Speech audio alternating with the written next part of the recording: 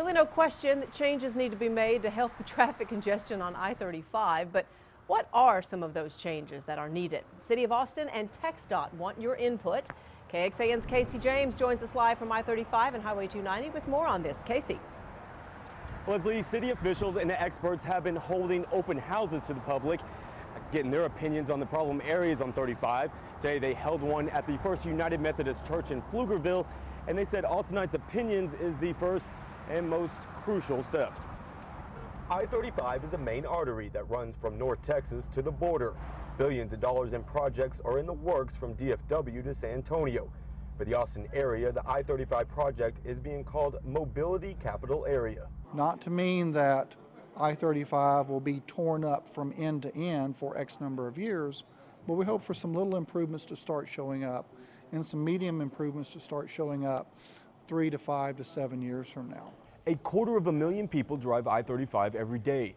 Those are the people they want to hear from. If everyone in the community comes and contributes, then you'll get several point of views on how to solve the issues that we currently face. A long printed version of the interstate was laid out so drivers could write suggestions on how to fix problem areas.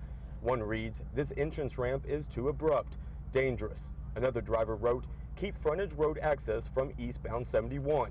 And one person simply wrote, "Expand, horrible traffic." That's a lot of inputs that give us a lot better idea of where we need to be investing our resources. Like alternative ramps and U-turns in heavy traveled intersections.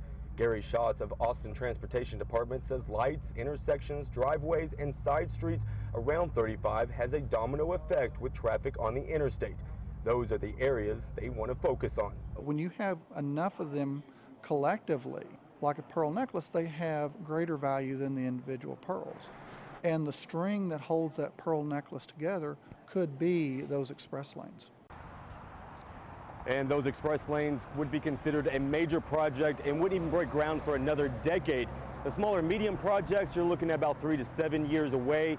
So if you're looking for any relief on 35, you'll be waiting. In North Austin, Casey James, KXAN News.